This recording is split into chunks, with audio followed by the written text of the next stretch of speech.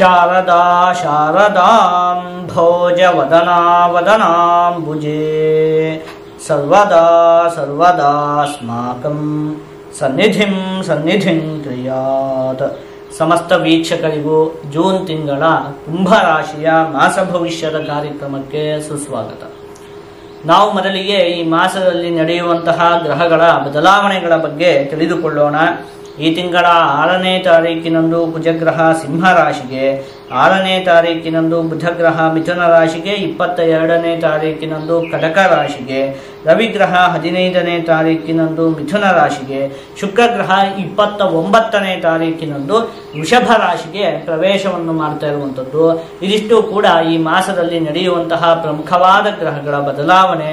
ಈಗ ನಾವು ಇದನ್ನೆಲ್ಲ ಆಧರಿಸಿ ಈ ಜೂನ್ ತಿಂಗಳಲ್ಲಿ ಕುಂಭರಾಶಿಯವರಿಗೆ ಯಾವ ರೀತಿಯಾದಂತಹ ಫಲ ಪ್ರಾಪ್ತಿಯಾಗಲಿದೆ ಅಂತ ಹೇಳಿ ಒಂದೊಂದನ್ನೇ ನೋಡ್ತಾ ಹೋಗೋಣ.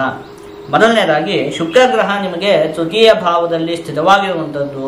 ಹಾಗಾಗಿ ಈ ಮಾಸದಲ್ಲಿ ನಿಮಗೆ ಒಡ ಹುಟ್ಟಿದವರ ಸಹಕಾರ ಅಂತ ಹೇಳುವಂಥದ್ದು ಪ್ರಾಪ್ತಿಯಾಗುತ್ತೆ. ಅಂದರೆ ನಿಮ್ಮ ಅಣ್ಣ ತಮ್ಮ ಅಕ್ಕ ತಂಗಿ ಇವರುಗಳಿಂದ ಒಂದಷ್ಟು ಸಹಾಯ ಪ್ರಾಪ್ತಿಯಾಗುತ್ತೆ. ನೀವು ಮಾಡುವಂತಹ ಎಲ್ಲ ಕೆಲಸ ಕಾರ್ಯಗಳಲ್ಲೂ ಕೂಡ ಅವರ ಒಂದು ಸಹಕಾರ ಅಂತ ಹೇಳುವಂಥದ್ದು ಪ್ರಾಪ್ತಿಯಾಗುತ್ತೆ. ಜೊತೆಗೆ ಅವರಿಂದ ನಿಮಗೆ ಒಂದಷ್ಟು ಅನಿರೀಕ್ಷಿತವಾದ ಉಡುಗೊರೆಗಳು ಕೂಡ ಪ್ರಾಪ್ತಿಯಾಗುವುದಕ್ಕೆ ಅವಕಾಶ ಅಂತ ಹೇಳುವಂಥದ್ದು ಇದೆ. ಇನ್ನು ಶುಕ್ರಗ್ರಹ ತೃತೀಯ ಭಾವದಲ್ಲಿ ಸ್ಥಿತವಾದಂತಹ ಸಂದರ್ಭದಲ್ಲಿ ಸ್ತ್ರೀ ಸೌಖ್ಯಂ ಅನಿಲಾಭಂಚ ಧೈರ್ಯಂ ತೇಜಃ ಯಶೋ ಬಲಂ ಸಂಗೀತ ಶ್ರವಣಂಚೈವ ಭಾರ್ಗವೇಚ ತೃತೀಯಕೆ ಅಂತ ಹೇಳಿರುವಂಥದ್ದು. ಮುಖ್ಯವಾಗಿ ಒಂದಷ್ಟು ವಿಚಾರಗಳಲ್ಲಿ ನಿಮಗೆ ಲಾಭ ಅಂತ ಹೇಳುವಂಥದ್ದು ಉಂಟಾಗುತ್ತೆ. ಧೈರ್ಯದ ಅಭಿವೃದ್ಧಿ ಎನ್ನುವಂಥದ್ದು ಕೂಡ ಉಂಟಾಗುತ್ತೆ. ಯಶಃ ನಿಮಗೆ ಒಂದಷ್ಟು ಸನ್ಮಾನಗಳು ಕೂಡ ಪ್ರಾಪ್ತಿಯಾಗುವುದಕ್ಕೆ ಅವಕಾಶ ಅಂತ ಹೇಳುವಂಥದ್ದಿದೆ. ಇನ್ನು ಮುಖ್ಯವಾಗಿ ಸಂಗೀತ ಶ್ರವಣ ಅಂದರೆ ನಿಮಗೆ ಸಂಗೀತಕ್ಕೆ ಸಂಬಂಧಪಟ್ಟಿರುವಂತಹ ವಿಚಾರದಲ್ಲಿ ಈ ಮಾಸದಲ್ಲಿ ಅತ್ಯಂತವಾಗಿ ಅಭಿವೃದ್ಧಿ ಉಂಟಾಗುತ್ತೆ. ಅಂದರೆ ನೀವೇನಾದರೂ ಸಂಗೀತಕ್ಕೆ ಸಂಬಂಧಪಟ್ಟಿರುವಂತಹ ಕೆಲಸವನ್ನು ಮಾಡ್ತಾ ಇದ್ರೆ ನಿಮಗೆ ಈ ಮಾಸ ಅತ್ಯಂತ ಉತ್ತಮವಾಗಿದೆ. ಹಾಡನ್ನು ಹೇಳುವಂಥದ್ದು ಇರಬಹುದು ಅಥವಾ ಈ ಮ್ಯೂಸಿಕ್ಕಿಗೆ ಸಂಬಂಧಪಟ್ಟಿರುವಂತಹ ಕೆಲಸಗಳನ್ನು ಮಾಡುವಂಥದ್ದು ಇರಬಹುದು. ಈ ರೀತಿಯ ವೃತ್ತಿ ನಿಮ್ಮದಾಗಿದ್ದರೆ ನಿಮಗೆ ಅತ್ಯಂತವಾಗಿ ಅಭಿವೃದ್ಧಿ ಎನ್ನುವಂಥದ್ದು ಉಂಟಾಗುತ್ತೆ.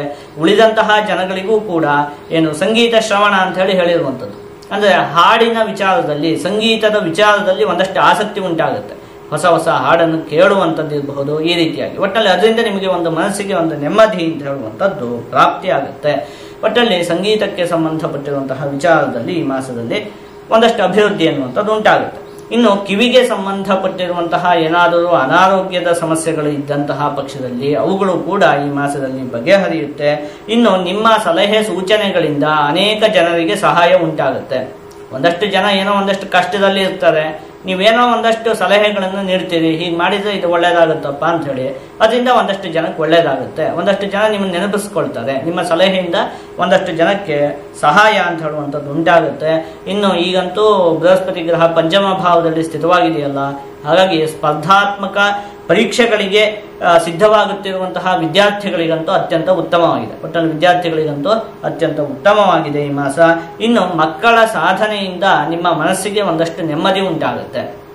ನಿಮ್ಮ ಮಕ್ಕಳು ಯಾವುದೋ ಒಂದಷ್ಟು ಕ್ಷೇತ್ರದಲ್ಲಿ ಒಂದಷ್ಟು ಸಾಧನೆಯನ್ನು ಮಾಡ್ತಾರೆ. ವಿದ್ಯಾಕ್ಷೇತ್ರ ಆಗಿರಬಹುದು, ಉದ್ಯೋಗ ಕ್ಷೇತ್ರ ಆಗಿರಬಹುದು, ಈ ರೀತಿಯಾಗಿ. ಅದರಿಂದ ನಿಮ್ಮ ಮನಸ್ಸಿಗೆ ಒಂದಷ್ಟು ನೆಮ್ಮದಿ ಉಂಟಾಗುತ್ತೆ. ನಿಮ್ಮ ಮನಸ್ಸಿಗೆ ಒಂದಷ್ಟು ಸಂತೋಷ ಅಂತ ಹೇಳುವಂಥದ್ದು ಉಂಟಾಗುತ್ತೆ. ಒಟ್ಟಲ್ಲಿ ಮಕ್ಕಳಿಂದ ಮನಸ್ಸಿಗೆ ಒಂದು ನೆಮ್ಮದಿ ಅಂತ ಹೇಳುವಂಥದ್ದು ಉಂಟಾಗುತ್ತೆ. ಇದಿಷ್ಟು ಕೂಡ ನಿಮಗೆ ಈ ಮಾಸದಲ್ಲಿ ಪ್ರಾಪ್ತಿಯಾಗುವಂತಹ ಅತ್ಯಂತ ಉತ್ತಮವಾದ ಫಲಗಳು. ನೀವು ಈ ಮಾಸದಲ್ಲಿ ಒಂದೆರಡು ವಿಚಾರದಲ್ಲಿ ಒಂದು ಸ್ವಲ್ಪ ಜೋಪಾನವಾಗಿರಬೇಕಾಗುತ್ತೆ.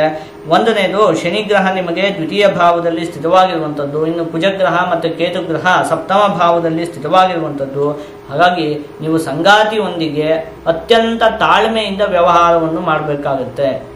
ಏನೇ ಮಾಡಿದ್ರೂ ಕೂಡ ಒಂದಷ್ಟು ವೈಮನಸ್ಯಗಳು ಉಂಟಾಗುವುದಕ್ಕೆ ಅವಕಾಶ ಇರುತ್ತೆ. ನೀವೇನೋ ಒಂದು ಮಾತನ್ನು ಹೇಳ್ತೀರಿ, ಅದು ನಾವು ತಪ್ಪಾಗಿ ತಿಳ್ಕೊಳ್ಳುವಂಥದ್ದು ಇರಬಹುದು. ಈ ರೀತಿಯಾಗಿ ಸಂಗಾತಿಯೊಂದಿಗೆ ಒಂದಷ್ಟು ವೈಮನಸ್ಯಗಳು ಉಂಟಾಗುವುದಕ್ಕೆ ಅವಕಾಶ ಅಂತ ಹೇಳುವಂಥದ್ದು ಇರುತ್ತೆ. ಇನ್ನು ಪಾಲುದಾರಿಕೆ ವ್ಯವಹಾರಗಳಲ್ಲಿ ಮೋಸ ಉಂಟಾಗುವುದಕ್ಕೆ ಅವಕಾಶ ಇರುತ್ತೆ. ನೀವೇನಾದರೂ ಪಾರ್ಟ್ನರ್ಶಿಪ್ ಬಿಸ್ನೆಸ್ಗಳನ್ನು ಮಾಡ್ತಾ ಇದ್ರೆ ಅದರಲ್ಲೆಲ್ಲ ಒಂದಷ್ಟು ಮೋಸಗಳು ಉಂಟಾಗುವುದಕ್ಕೆ ಈ ಮಾಸದಲ್ಲಿ ಅವಕಾಶ ಅಂತ ಹೇಳುವಂಥದ್ದು ಇರುತ್ತೆ. ಆ ವಿಚಾರದಲ್ಲಿಯೂ ಕೂಡ ಒಂದು ಸ್ವಲ್ಪ ಜೋಪಾನವಾಗಿರಬೇಕಾಗುತ್ತೆ. ಇನ್ನು ರಾಹುಗ್ರಹ ನಿಮ್ಮ ರಾಶಿಯಲ್ಲೇ ಸ್ಥಿರವಾಗಿರೋದ್ರಿಂದಾಗಿ ಚರ್ಮಕ್ಕೆ ಸಂಬಂಧಪಟ್ಟಿರುವಂತಹ ಆರೋಗ್ಯದ ವಿಚಾರ ಮತ್ತೆ ನರಗಳಿಗೆ ಸಂಬಂಧಪಟ್ಟಿರುವಂತಹ ಆರೋಗ್ಯದ ವಿಚಾರದಲ್ಲಿ ನೀವು ಒಂದು ಸ್ವಲ್ಪ ಜೋಪಾನವಾಗಿ ಇರಬೇಕಾಗತ್ತೆ. ಇದಿಷ್ಟು ಕೂಡ ನಿಮಗೆ ಈ ಮಾಸದಲ್ಲಿ ಪ್ರಾಪ್ತಿಯಾಗುವಂತಹ ಫಲಗಳು. ಈಗ ನಾವು ಇದನ್ನೆಲ್ಲ ಒಟ್ಟುಗೂಡಿಸಿ ಒಂದೊಂದೇ ವಿಚಾರದಲ್ಲಿ ಈ ಮಾಸದಲ್ಲಿ ಯಾವ ರೀತಿಯಾದಂತಹ ಫಲ ಪ್ರಾಪ್ತಿಯಾಗಲಿದೆ ಅಂತ ಹೇಳಿ ನೋಡ್ತಾ ಹೋಗೋಣ. ಮೊದಲನೇದಾಗಿ ಆರೋಗ್ಯಕ್ಕೆ ಸಂಬಂಧಪಟ್ಟಿರುವಂತಹ ವಿಚಾರದಲ್ಲಿ, ಚರ್ಮ ಮತ್ತೆ ನರಗಳಿಗೆ ಸಂಬಂಧಪಟ್ಟಿರುವಂತಹ ಆರೋಗ್ಯದ ವಿಚಾರದಲ್ಲಿ ಒಂದು ಸ್ವಲ್ಪ ಜೋಪಾನವಾಗಿರ್ಬೇಕಾಗುತ್ತೆ. ಇನ್ನು ಕುಟುಂಬಕ್ಕೆ ಸಂಬಂಧಪಟ್ಟಿರುವಂತಹ ವಿಚಾರದಲ್ಲಿ ನೀವು ತಾಳ್ಮೆಯನ್ನು ವಹಿಸಬೇಕಾಗುತ್ತೆ. ವಿದ್ಯೆ, ಹಣಕಾಸು ಮತ್ತೆ ಉದ್ಯೋಗಕ್ಕೆ ಸಂಬಂಧಪಟ್ಟಿರುವಂತಹ ವಿಚಾರದಲ್ಲಿ ಈ ಮಾಸ ಅತ್ಯಂತ ಉತ್ತಮವಾಗಿದೆ. ನಿಮಗೆ ಅಭಿವೃದ್ಧಿ ಅನ್ನುವಂಥದ್ದು ಉಂಟಾಗುತ್ತೆ. ಆದಷ್ಟು ನೀವು ಈ ಮಾಸದಲ್ಲಿ ಸುಬ್ರಹ್ಮಣ್ಯ ಸ್ವಾಮಿಯ ಆರಾಧನೆಯನ್ನು ಮಾಡಬೇಕು. ಹೀಗೆ ಮಾಡುವುದರಿಂದ ನಿಮಗೆ ಯಾವುದೇ ಅಶುಭ ಫಲ ಅಂತ ಹೇಳುವಂಥದ್ದು ಪ್ರಾಪ್ತಿಯಾಗುವುದಿಲ್ಲ. ಜೊತೆಗೆ ಎಲ್ಲಾ ಶುಭ ಫಲಗಳು ಕೂಡ ಸಂಪೂರ್ಣವಾಗಿ ಪ್ರಾಪ್ತಿಯಾಗುತ್ತೆ.